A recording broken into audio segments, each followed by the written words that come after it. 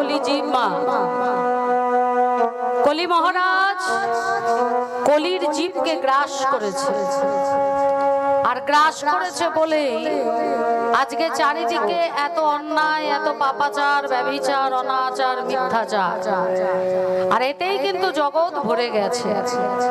কেন না, কলির জীব যখন এই ধরাধামে এসছিল তখন ভগবানকে একটা কথা দিয়ে এসছিল, মা মনুষ্য জন্ম করে পাঠাও, তোমায় ছাড়া কাউকে চিনব না, তোমায় চিনব, তোমায় জানবো, আর কাউকে চিনব না, কাউকে জানবো না।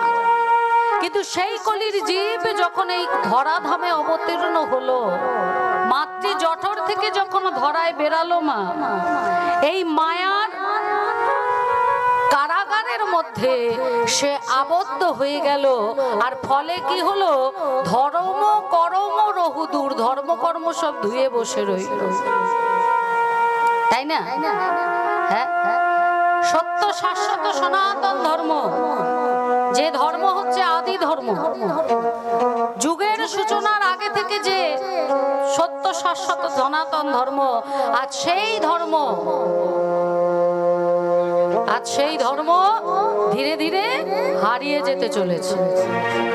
এত অবনতি কেন এই সনাতন ধর্মে? কারণ আমরা সনাতন ধর্মে জন্ম তো নিয়েছি, কিন্তু সেই আচরণটাকে আমরা পালন করিনি, বা আচরণটাকে আমরা পালন করি না। কলির জীব ভগবানকে ভগবান বলেই মানে না, কোনো আচার নেই, কোনো আচরণ নেই, কোনো বিচার নেই। আর এটাই কারণ, কলি সুযোগ পেয়ে গেছে, স্কোপ পেয়ে গেছে, তাই সে কি করছে, কলির জীবকে একেবারে গ্রাস করে নিচ্ছে। একজন রাজা ছিল, যে রাজার নাম ছিল নিম রাজা। এই রাজা এতটাই সাত্বিক ছিলেন, এতটাই ধার্মিক ছিলেন, 13 বছর এই রাজার পিছনে কলি ঘুরেছিল, তথাপি এই রাজাকে সে ধরতে পারেনি। কলি ওত পেতে আছে, একটা যদি অবিচার করে সঙ্গে সঙ্গে তাকে গ্রাস করবে, কিন্তু রাজা কোনো সুযোগই দিচ্ছে না। যখন বাথরুম যাচ্ছে, বাথরুম থেকে বেরোচ্ছে, পায়ে জল দিয়ে বেরোচ্ছে, সকালবেলা ঘুম থেকে উঠে ভগবানের নাম করছে, ভগবানের পূজা করছে, তারপর তারা কাজে যাচ্ছে। এতটুকু ছুতো পাচ্ছে না, ফাঁক পাচ্ছে না বলে কলি গ্রাস করতে পারছে না।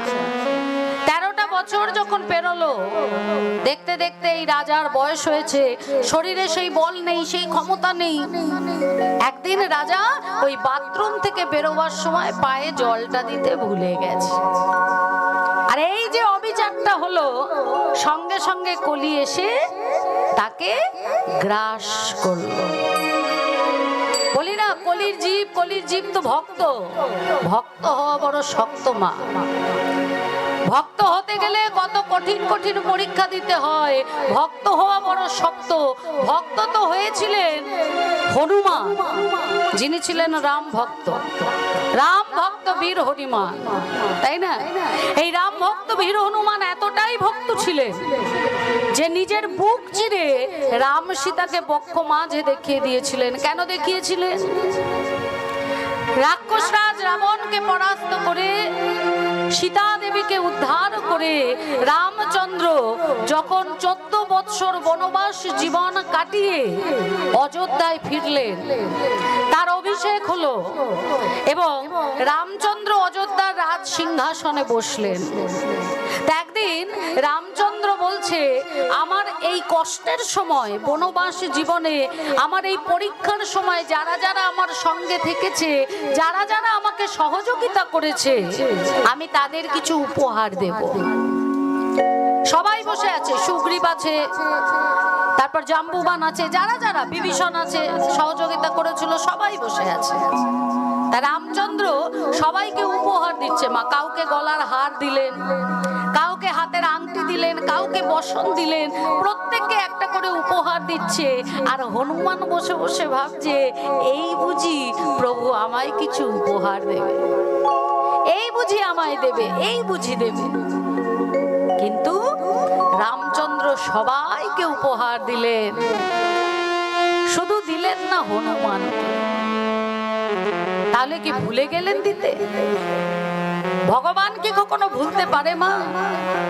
ভুলে গেলেন না, ভোলার ভান করলেন। কেন? ভক্ত কেমন হয়, ভক্ত কেমন হওয়া উচিত, জীব জগৎকে সেটা জানাবার জন্য। সবাই পুরস্কার পেয়েছে, পায়নি শুধু হনুমান। সীতামা কি করলেন না, সীতামার গলায় খুব দামি একটা মুক্তোর মালা ছিল, যেটা রামচন্দ্র সীতামাকে উপহার দিয়েছিলেন। সীতামা সেই মালাটা নিজের গলা থেকে খুলে হনুমানের গলায় পরিয়ে হনুমানকে উপহার দিলেন। দিয়ে এসে আবার রামচন্দ্রের পাশে দাঁড়িয়েছে, আর হনুমান ওই মালাটা নিয়ে দেখছে। দেখতে দেখতে কি করছে না, দাঁত দিয়ে কামড়াচ্ছে, হাত দিয়ে ছেড়বার চেষ্টা করছে। একটা সময় এমন টান দিয়েছে যে ওই মুক্ত চারিদিকে ছড়িয়ে গেছে। আর এই দেখে ভরত খুব রেগে গেছে। ভরত বলছে, এ কি হনুমান, সাধে বলেছে কপিকুলে তোমার জন্ম, তুমি কি জানো মানুষকে কিভাবে সম্মান দিতে হয়? সীতামা নিজের গলার হার তোমায় পরিয়ে দিল, আর তুমি সেটার মূল্য বুঝলে না, তুমি সেটাকে ছিঁড়ে একেবারে টুকরো টুকরো করে দিলে। রামচন্দ্র বলছে, দাঁড়াও ভরত, হনুমান এদিকে এসো। হনুমান এসে প্রভুর সামনে দাঁড়িয়েছে। আচ্ছা হনুমান, ওই মালাটা কি তোমার পছন্দ হয়নি? হনুমান মাথা নিচু করে দাঁড়িয়ে আছে। বলছে, মালাটা কি পছন্দ হয়নি? বলছে, হ্যাঁ প্রভু, যদি পছন্দই হয় তাহলে তুমি তোমার সীতা মায়ের দেওয়া ওই রকম একটা উপহার এইভাবে ছিঁড়ে নষ্ট কেন করলে? হনুমান বলছে, ওগো প্রভু, যে বস্তুতে তোমার নাম লেখা নাই সেই বস্তু যতই মূল্যবান হোক না কেন, আমার কাছে যে তার কোনো মূল্য নাই। ওই মুক্তোর মালাটা দামি হতে পারে, সীতা মা আমাকে দিয়েছে, কথাও ঠিক, কিন্তু প্রভু, ওগো দয়াময়, কৃপাময়, করুণাময়, আমি ওই মালাটা নিয়ে দেখলাম ওই মালাটার মধ্যে কোথাও তোমার নাম লেখা নেই। যে বস্তুতে তোমার নাম নেই সেই বস্তু আমার কাছে মূল্যহীন, তাই আমি মালাটাকে ছিঁড়ে ফেলে দিয়েছি। ভরত বলছে, এটা কোনো কথা হলো? যদি শ্রীরাম তোমার কাছে এতই মূল্যবান, তাহলে তোমার শরীরের মধ্যে কেন সে নেই? ক্ষমতা আছে তোমার দেখাবার যে তোমার শরীরের মধ্যে শ্রীরাম আছে? তখন হনুমান বললেন যে, আমার হৃদয় মাঝে শুধু শ্রীরাম নয়, মাতা সীতাও আছে। বক্ষ বিদীর্ণ করে হৃদয় মাঝে রাম সীতার যুগল দর্শন করালেন। নিতাই হরি বল, হরি বল, হরি বল। রামচন্দ্র জীব জগৎকে বোঝালেন, এই হলো ভক্ত। তাই মা, ভক্ত হওয়া বড় শক্ত, আর যেজন ভক্ত হতে পারে স্বয়ং প্রভু রাম তার চরণের দাস হয়। হনুমানের কথা, রামের কথা কেন বলছি মা? আজকে হলো একাদশী তিথি, কামোদা একাদশী। আপনারা করেন একাদশী? করেন না? কে কে করেন দেখি হাত তুলুন তো। একজন, ওই একটাই হাত উঠেছে গো, আর কেউ করে না? এখানে কীর্তনও তো প্রথম, লীলা কীর্তন, পদাবলী কীর্তন তো প্রথম শুনছো না? তা একাদশী ব্রত প্রত্যেকের করা উচিত, দীক্ষা প্রত্যেকের নেওয়া উচিত। কারণ আমাদের এই দেহটা হচ্ছে ময়লা দেহ, গন্ধযুক্ত নিকৃষ্ট দেহ মা। যতক্ষণ না তুমি গুরু দীক্ষা নেবে ততক্ষণ এই দেহটা উৎকৃষ্ট হবে না, আর তুমি ভবনদী পার হতে পারবে না। কে বলতে পারে আর মানব জন্ম আমরা পাবো কিনা? তখন এই যে আশাটা, যে গুরু দীক্ষা, গুরুচরণ আশ্রয়, এই আশাটা তো সম্পূর্ণ থেকে যাবে মা। তাই প্রত্যেকের উচিত গুরু দীক্ষা, গুরু শিক্ষা নেওয়া। শিক্ষা গুরু অনেক হয়, যার কাছে যা শিখবে সেই তোমার শিক্ষা গুরু, কিন্তু দীক্ষা গুরু একজন, যে তোমার হাত ধরে যাওয়ার সময় ভবনদী পার করবে। নিতাই গৌর হরি বল, হরি বল, হরি বল। তাই দীক্ষা শিক্ষা প্রত্যেককে নিতে করতে হয়, আর একাদশী অবশ্য অবশ্য অবশ্য করতে হয়। তা অনেকে আবার না খেয়ে থাকতে পারে না বাবা, বলে না একাদশীতে নির্জলা। বলে বাবা নির্জলা কি করে করব, জলটাও খেতে পারবো না। ও বাবা অমন করার দরকার নেই, শাস্ত্র বললেন তো ভাই নির্জলা করতে হবে না, তুমি দুধ আর ফল খেয়ে একাদশী করো। আবার কেউ বলে ওরে বাবা রে দুধ খেলে ফল খেলে আমার গ্যাস হয়, না বাবু না বাবু করতে পারবো না। বলছে বেশ, তুমি তাহলে পেঁপে আলু কাঁচকলা ঘি সন্দক গোলমরিচ দিয়ে একটা শাকার বানাও, সেটা খাও। এটা তো খেয়ে থাকা যায়। তাহলে একাদশী করতে গেলে নিয়ম ভাবে করতে হয়। এবারে দেখুন কেন বললাম, একটা ছেলে ছিল যার নাম ছিল জগা।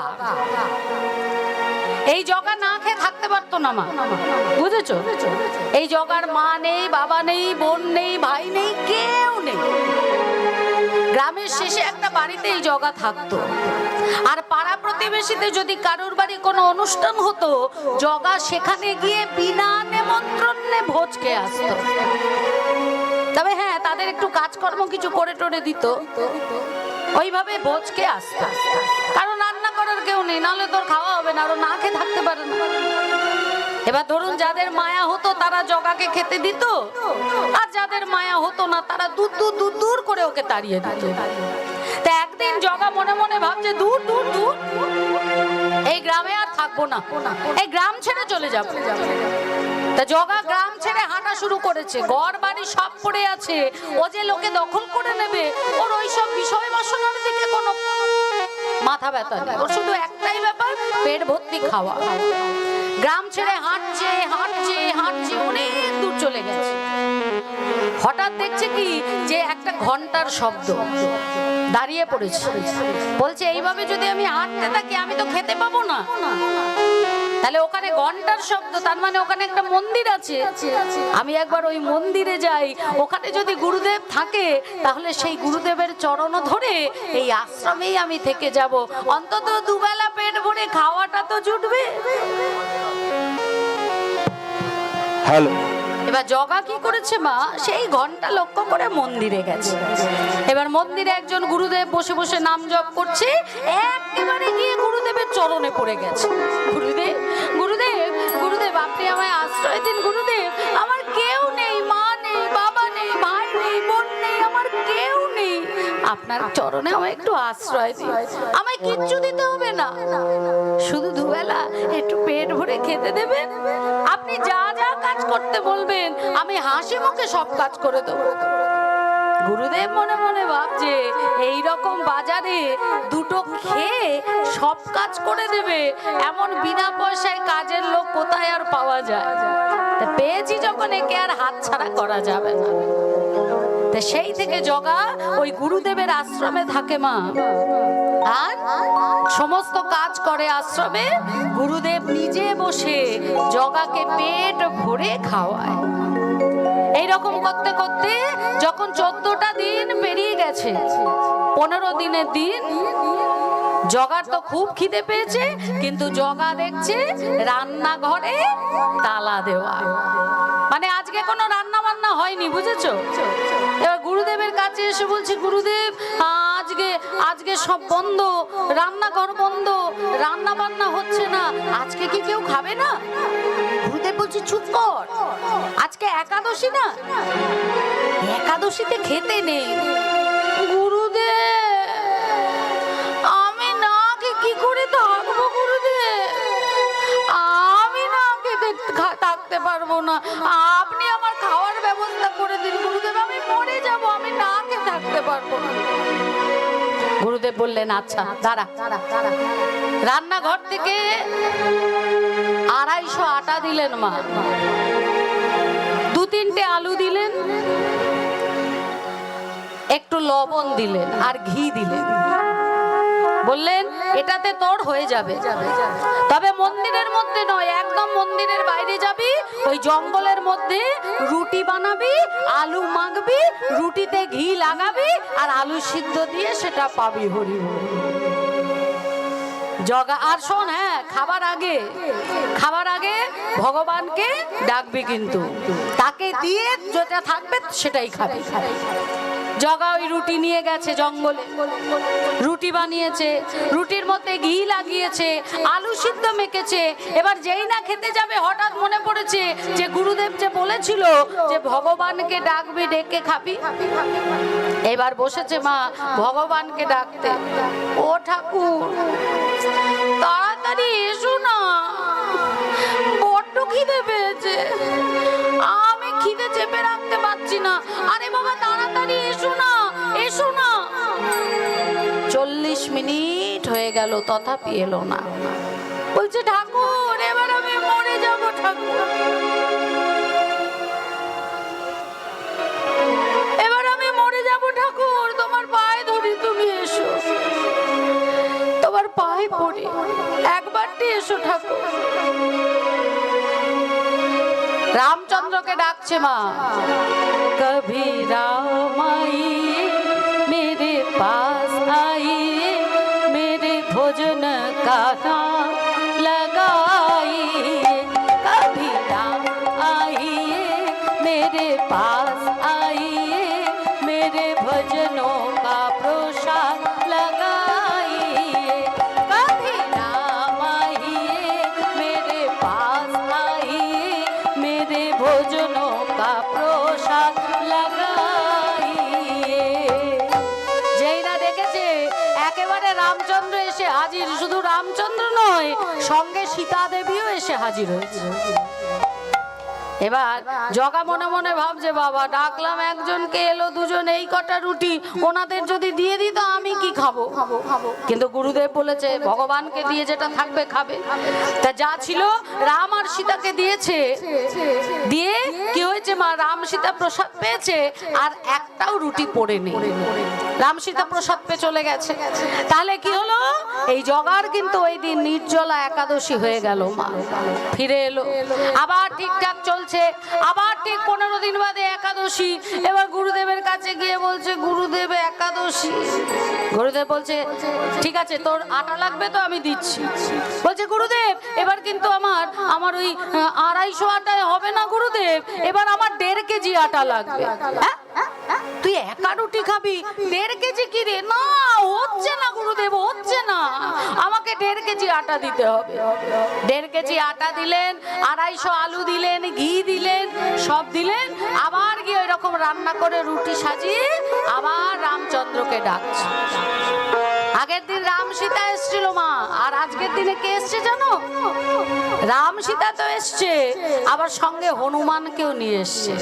এদিকে ও গাইছে, ও ডাকছে, মেরে রাম আইয়ে মেরে পাস আইয়ে, মেরে ভোজনों का प्रसाद लगाइए, हाँ राम आइए मेरे पास आइए, मेरे भोजनों का प्रसाद लगाइए। এবার শুধু রাম এলো না, রামের সঙ্গে সীতা দেবী এলো, আবার হনুমানও এলো। যেই দেখছে 3 জন, সঙ্গে সঙ্গে বলছে আমি তো তোমাকে একা ডেকেছি গো, আগের দিন তুমি সীতামাকে নিয়ে এলে, সব খেয়ে নিলে, আমার খাওয়া হলো না, আজকে আবার সীতামার সঙ্গে আবার এই হনুমানকে নিয়ে এসেছো, এই কটা রুটি দূর বাবা ভালো লাগে না, আমার খিদে পেয়েছে, আমি খিদে সহ্য করতে পারি না। আচ্ছা নাও নাও বসো, এসো যখন বসো। 3 জনে বসেছে, এবার তাদের সেবা দিয়েছে। সেই দিনও জোগাড় ভাগ্যে খাওয়া জোটেনি মা, একেবারে নির্জলা একাদশী হয়ে গেছে। আবার মনে মনে ভাবছে, এইবার মনে মনে ভাবছে দাঁড়াও তোমাদের দেখাচ্ছি মজা।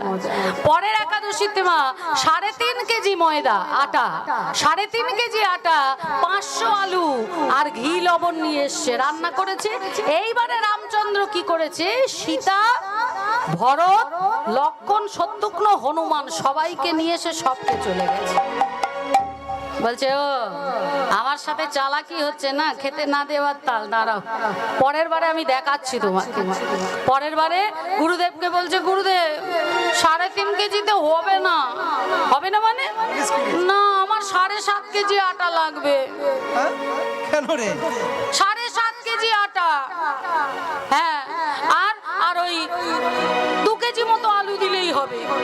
গুরুদেব বলছে 7.5 কেজি আটা কত রুটি হয় জানিস? ওই রুটি তুই খাবি? বলছে না গুরুদেব লাগবে, হচ্ছে না হচ্ছে না, কি তোর হচ্ছে না। গুরুদেব মনে মনে ভাবছে আজ আমি দেখবো 7.5 কেজির আটার রুটি তুই খাস না ওটা বিক্রি করে সেই পয়সা নিয়ে তুই নিজের কাজ করছিস। দিয়ে দিয়েছে মা।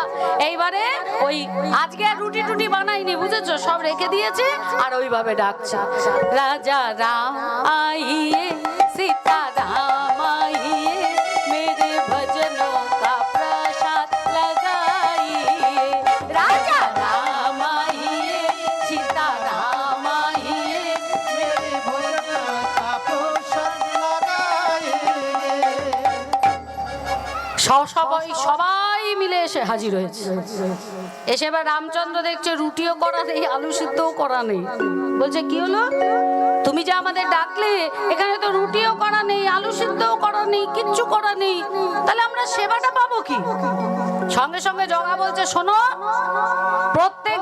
প্রত্যেক এই একাদশীতে আমি কষ্ট করে নিয়ে আসবো, মাখবো, বেলবো, ভাজবো, আর সবকে তোমরা চলে যাবে। আজকে আর ওটি হচ্ছে না। ওখানে আটা আছে, ওখানে লবণ আছে, ওখানে ঘি আছে, ওখানে আলু আছে, নিজেরা বানাও, বানিয়ে নিজেরা প্রসাদ পাও। রামচন্দ্র বললেন বেশ তাই হবে। লক্ষণকে বললেন লক্ষণ তুই আটা মাখ, ভরতকে বললেন ভরত তুই রুটি বেল, আর সীতামাকে বললেন সীতা তুমি রুটিটা সেঁকো, আর হনুমানকে বললেন হনুমান তুমি যাও গিয়ে তুমি ওই জঙ্গল থেকে কাঠ নিয়ে এসো। এবার সবাই মিলে রান্না করছে। আর জগা বলছে তাহলে আমি কি করব? রামচন্দ্র বললেন তুই ওই গাছের তলায় বসে আমার নাম জপ কর। জগা গিয়ে গাছের তলায় বসে নাম জপ করছে। আর এদিকে গুরুদেব ভাবছে আজকে তো আমি হাতে নাতে ধরবো যে ওই আটাটা কাউকে দিয়ে দেয় না আটাটা বিক্রি করে পয়সাটা নিয়ে নেয়। গুরুদেব এসেছে, এসে দেখছে কি জগা চোখ বন্ধ করে নাম জপ করছে। এই জগা, এই জগা, আরে এই জগা উঠবি তো? তুই যে 7.5 কেজি আটা নিয়ে, এইদিকে 7.5 কেজি যে তুই আটা নিয়ে এলি, কি করলি? কাউকে দিয়ে দিয়েছিস না বিক্রি করে দিয়েছিস? করেছিসটা কি আগে বল? তোর এত বড় সাহস তুই আমার কাছ থেকে আটা নিয়ে এসে বিক্রি করিস? বলছে না গুরুদেব আমি বিক্রিও করিনি, কাউকে দিয়েও দিইনি। বলে তাহলে রুটি কই? বলে ওই যে সীতামা রুটি ভাজছে। গুরুদেব এদিক ওদিক তাকাচ্ছে, কাউকে দেখতে পাচ্ছে। বলছে ইয়ার কি মারা জায়গা পাসনি? সীতামা রুটি ভাজছে, শিগগিরই বল যে ওই 7.5 কেজি আটা তুই কি করেছিস, নাহলে আজকে তো রক্ষে নেই এই আমি বলে দিলাম। চরণ কানা জড়িয়ে ধরে বলছে ওগো গুরুদেব, ওগো গুরুদেব আমি তো ওই আটা কাউকে দিই নাই, কাউকে দিই কারোর কাছে বিক্রি করি নাই। তুমি চেয়ে দেখো সীতামা ওইখানে রুটি করছে, তুমি কি দেখতে পাচ্ছ না? যেই না ভক্ত গুরুদেবকে ছুঁয়েছে, সঙ্গে সঙ্গে গুরুদেব ওদিকে তাকিয়ে দেখছে কি যে রামচন্দ্র দাঁড়িয়ে আছে, লক্ষণ মাখছে, ভরত বেলছে, আর সীতামা রুটি ভাজছে। সেখানে হনুমান আর শত্রুঘ্নও দাঁড়িয়ে আছে। আজকে গুরুদেব ভক্তের স্পর্শ পেয়ে নয়ন ভরে রাম লক্ষণ সীতা, সেই সঙ্গে ভরত শত্রুঘ্ন হনুমান প্রত্যেককে নয়ন ভরে দর্শন করলেন মা। তাহলে দেখুন ছলে বলে কৌশলে যেভাবেই হোক না কেন ভগবান কিন্তু এই ছেলেটিকে একাদশী ব্রতটা পালন করিয়েই দিলেন। একাদশী নির্জলা করলে সব থেকে বেশি উপকার পাওয়া যায়। শাস্ত্র বললেন তুমি অন্ন উপোস করো না করো, যদি শুধু একাদশীর ব্রত পালন করো তাহলেই প্রভুর কৃপা হয়ে যাবে। নিতাই গৌর হরি বল, হরি বল, হরি বল। তাহলে মা ভক্তের কথা বলছিলাম যে হনুমানের থেকে বড় ভক্ত এ জগতে আর কেউ নেই। আর ভক্ত যদি ভক্তের মতো হয় ভগবান তার চরণ নিজের বক্ষ মাঝে ধরে।